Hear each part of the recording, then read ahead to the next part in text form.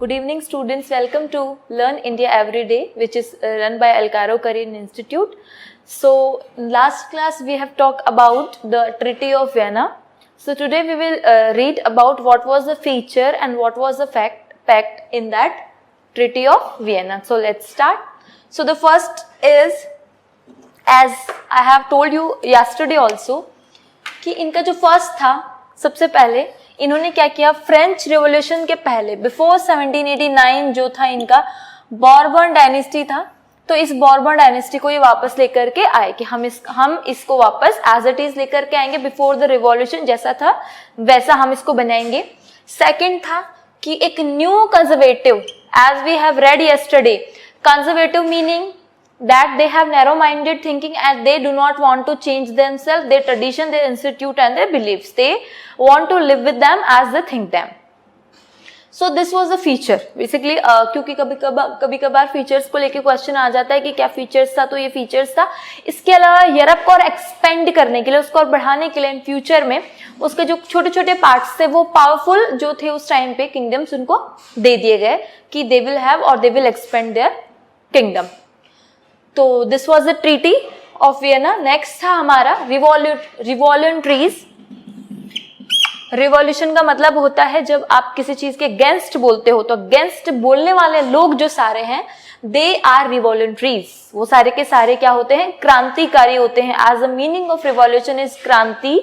When you oppose something that is not okay और that is not right, that is उसके against आप revolution करते हैं, तो जो लोग इसमें शामिल होते हैं उनको हम कहते हैं revolutionaries. A person who put his voice before wrong thing, अपनी आवाज उठाता है, अपनी आवाज रखता है गलत चीजों के सामने to stop them, that is revolutionaries. तो ऐसे रिवॉल्यूटरीज की बात हम इसमें करेंगे कि कैसे रिवॉल्यूटरीज आए और उन्होंने चीजों को स्टार्टअप किया.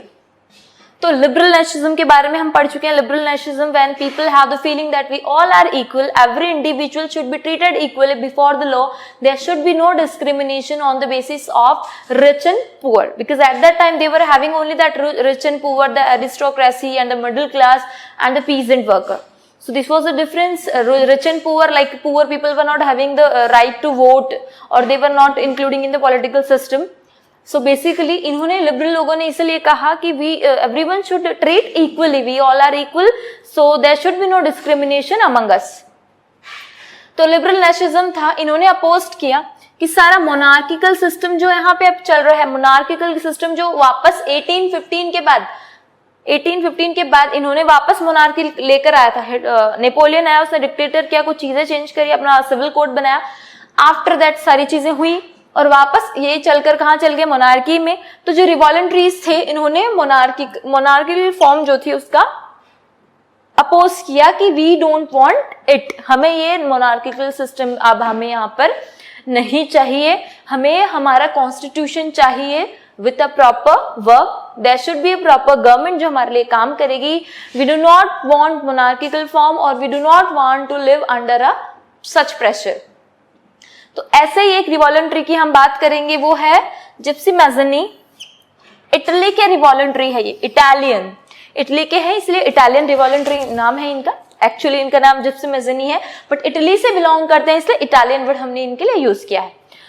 तो ये एक ऐसा पर्सन था जिनको लगा कि yes, why we are having this discrimination, why people are doing lot of discrimination among us, हमें इतना जज क्यों किया जा रहा है, हमारे बीच में इतनी डिस्क्रिमिनेशंस क्यों किए जा रहे हैं. तो इतनी सारी सिचुएशन चल रही थी, there was too much hotchpotch, और उसके बीच में भी इन्होंने अपने सीक्रेट सोसाइटीज बनाए. सीक्रेट सोसाइटी बनाने का क्या मतलब है, लोगों का एक ग्रुप बनाया और उनके अंदर नर्सिज्म की फीलिंग को धीरे धीरे अवेयर करते गए, लोगों को बताते गए कि we all are equal, nobody can discriminate in us, कोई हमारे बीच में डिस्क्रिमिनेट नहीं कर सकता है, हम सब समान है. इसी के चलते इन्होंने यंग इटली और यंग इटली और यंग जर्मन,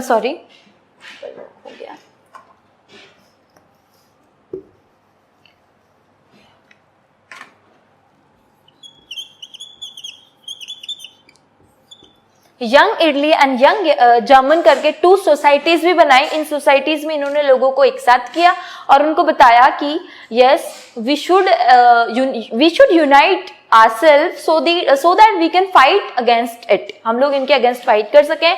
तो रिवॉलंट्रीज में जिप्सी मैज़नी का नाम आता है, इटालियन रिवॉलंट्रीज है। इसमें आप बहुत सारे गैरिबाल्डी के बारे में पढ़ेंगे, जो भी एक रिवॉलंट्री है। तो हम आगे करके ऐसे रिवॉलंट्रीज के बारे में पढ़ेंगे, लेकिन एक चीज ध्यान में रखने लायक है, वो ये that the session of revolutionaries has started, कि वो चीजें अब स्टार्ट हो चुकी है। लोगों ने अब इतनी सब हौश पौश के अंदर भी इन्होंने ये सोसाइटीज बनाई, हिडन सोसाइटीज बनाई छुप करके, बट लोगों को अवेयर किया, लोगों को बताया कि हमें इस चीज के खिलाफ आवाज उठानी होगी और हमें इस चीज के लिए लड़ना होगा। इसलिए इनकी जो 2 सोसाइटीज के नाम वो पूछ लिए जाते, तो young Italian German, you have to keep in that names in your mind कि ये किसने बनाई है, ये बनाई है जिप्सी मैज़नी ने। तो आज की क्लास में हमने बात करी फीचर ऑफ वियना, कि वियना के क्या फीचर्स है, as we have talked yesterday about it also and today we have talk about also.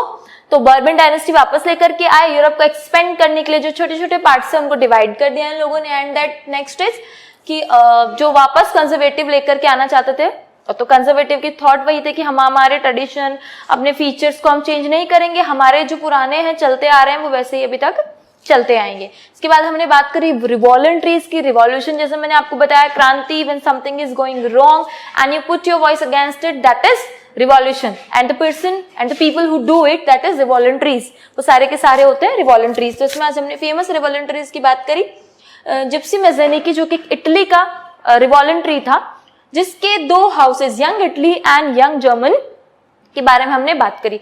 अब क्योंकि ये एक रिवॉलंट्री है तो गैरिबाल्डी हो गया और जिप्सी मैज़नी हो गया। रिवॉलंट्रीज के बारे में एक बड़ा क्वेश्चन आ जाता है, उनके कैरेक्टर से लेकर के उन्होंने कैसे स्टार्टअप किया, क्या क्या किया।